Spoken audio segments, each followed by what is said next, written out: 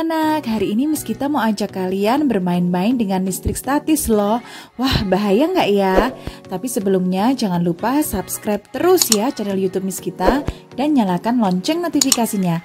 Jangan lupa juga nih untuk tetap like, share, dan juga komen supaya konten-konten YouTube Miss Gita selalu up to date ke depannya, oke?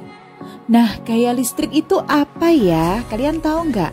Yaitu suatu gaya yang dihasilkan oleh berbagai benda yang punya muatan listrik. Nah, gaya listrik itu bisa juga diartikan sebagai gaya yang dihasilkan oleh benda bermuatan listrik dalam medan listrik. Ya, nah listrik sendiri dibagi menjadi dua anak-anak. Ya, yang pertama listrik statis, kemudian yang kedua adalah listrik dinamis. Oke, nah listrik statis itu adalah peristiwa ketidakseimbangan muatan listrik dalam suatu benda atau pada permukaan benda. Nah, muatan listrik sendiri itu dibagi jadi dua anak-anak. Yang pertama muatan negatif atau elektron ya. Yang kedua adalah muatan positif atau yang disebut dengan proton. Lambangnya beda ya. Nah, jika jumlah kedua muatan ini tidak seimbang, maka akan timbul yang namanya listrik statis. Tujuan dari eksperimen kita adalah yang pertama, kalian bisa menjelaskan nih prinsip listrik statis melalui eksperimen yang sederhana. Kemudian, kalian juga bisa menjelaskan apa sih manfaat listrik statis ini dalam kehidupan sehari-hari. Oke? Nah, supaya lebih jelas, sekarang kita bereksperimen saja. Let's try! Nah, anak-anak, ini adalah alat dan bahan yang kita perlukan untuk praktikum tentang gaya listrik statis, gitu ya. Apa sih gaya listrik statis itu? Listrik statis itu adalah peristiwa ketidakseimbangan muatan listrik dalam suatu benda atau pada permukaan suatu benda.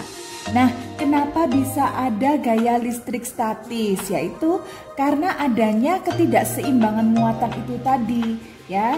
Jadi, muatan pada listrik itu dibagi menjadi dua, yaitu muatan positif dan muatan negatif. Muatan positif artinya jumlah proton lebih banyak daripada jumlah elektron. Sedangkan muatan negatif artinya adalah jumlah proton lebih sedikit daripada jumlah elektron. Jadi jumlah elektronnya lebih banyak ya.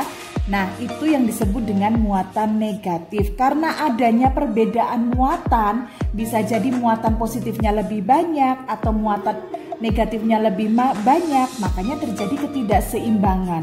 Ketidakseimbangan inilah yang memunculkan gaya listrik statis. Nah, supaya paham, kita sudah menyiapkan alat dan bahannya ya. Yang pertama, kalian membutuhkan gelas plastik seperti ini ya. Kalau tidak punya gelas plastik, anak-anak bisa menggunakan potongan botol bekas air mineral. Kalian potong jadi dua, kalian gunakan yang bagian dasarnya ya.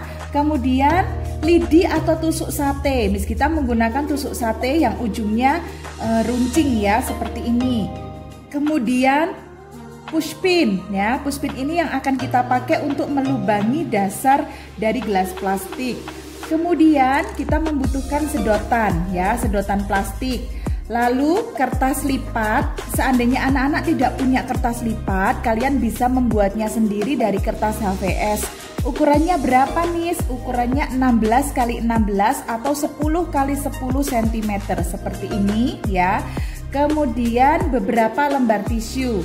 Bis kita menggunakan 2 lembar tisu ya, warnanya putih. Oke.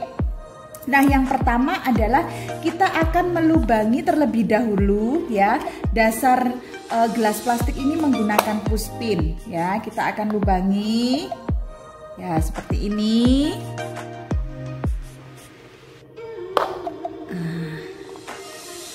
Nah, kita akan lubangi. Nah, seperti ini ya, sudah kita lubangi. Nah, setelah itu kita akan memasukkan lidi ini atau tusuk sate. Jangan lupa ya, jangan salah, bagian ujung ini ada di atas. Jadi kita akan memasukkannya dari dalam. Ya, dari dalam menuju ke atas seperti ini. Ya. Nah, seperti ini. Oke. Nah, ini ya. Nih, jadi ini yang ada di atas ya, yang bagian runcing ada di atas. Kemudian kita akan melipat kertas lipatnya ini menjadi dua bagian ya. Kita akan melipat menjadi dua bagian. Satu.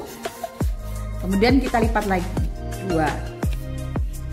Nah, nanti titik tumpunya ada di tengah ya. Kita akan buka. Nah, ini titik perpotongannya ya. Titik perpotongannya ini akan menjadi titik tumpu. Nah, kita letakkan di atas, di ujung lidi. Ya, seperti ini. Biarkan dalam posisi tenang gitu ya, dalam posisi tidak bergerak seperti ini. Ya, oke.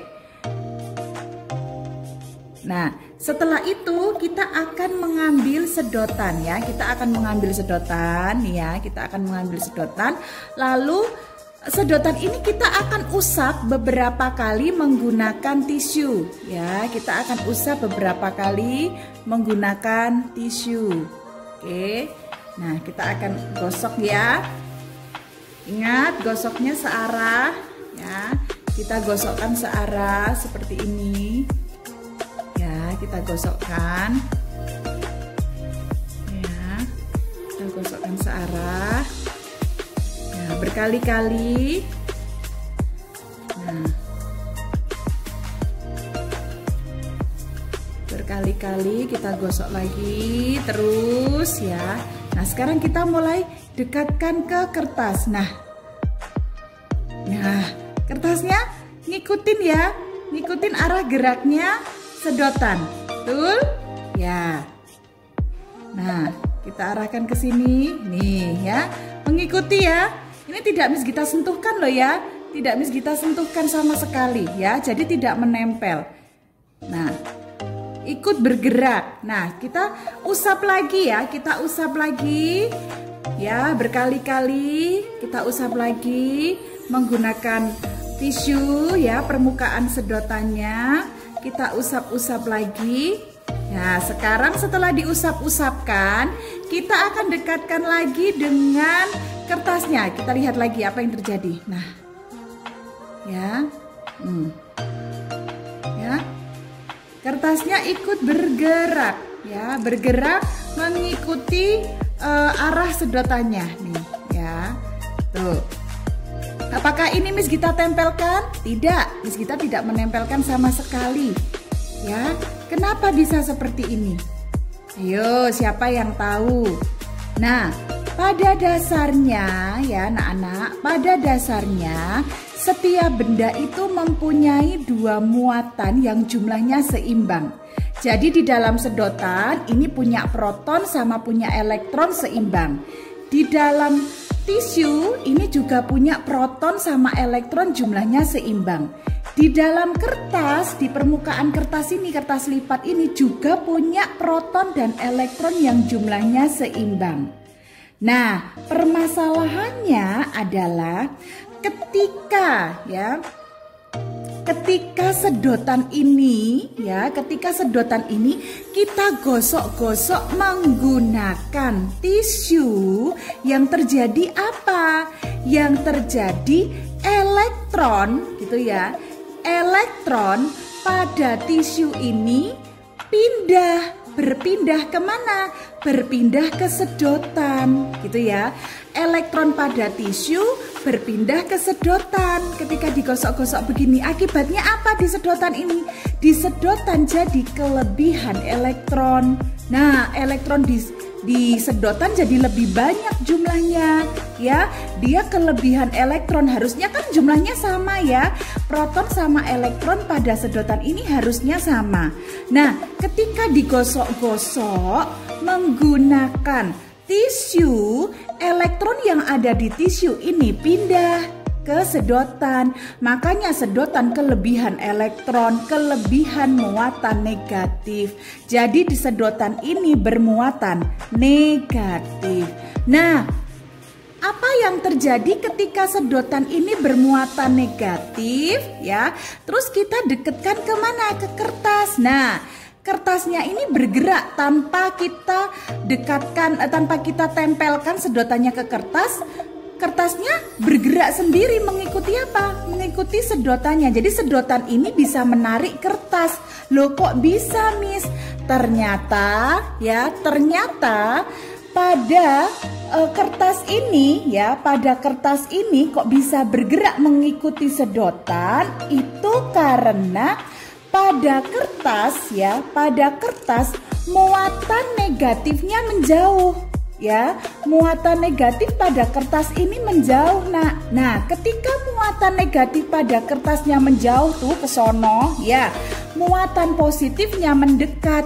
Mendekat kemana, Miss? Mendekat ke arah sedotan. Nah, muatan positifnya mengarah ke sedotan. Nah, karena muatan positifnya mengarah ke sedotan, makanya ada gaya tarik-menarik. Di sedotan muatannya negatif, kemudian di kertas muatannya positif. Nah, karena perbedaan muatan inilah terjadi gaya tarik-menarik. Nah, terjadi gaya tarik-menarik yang disebut gaya listrik statis. Begitu. Nah, inilah peta persebaran muatan-muatan listrik. Pada kertas, muatan positifnya mendekat ke arah sedotan dan muatan negatifnya menjauh. Sedangkan pada sedotan sendiri adalah muatan negatif, sehingga terjadi gaya tarik-menarik seperti ini. Contoh beberapa penerapan gaya listrik statis dalam kehidupan sehari-hari banyak loh anak-anak. Yang pertama, terjadinya petir. Kemudian yang kedua, penggunaan mesin fotokopi ini juga menerapkan gaya listrik statis loh. Kemudian alat penangkal petir. Kemudian ada juga mesin printer laser. Dan yang terakhir adalah alat penyedot debu. Itulah beberapa contoh penerapan gaya listrik statis dalam kehidupan sehari-hari. Terima kasih sudah menonton, terima kasih sudah bergabung dengan Miss kita. See you next time, bye-bye.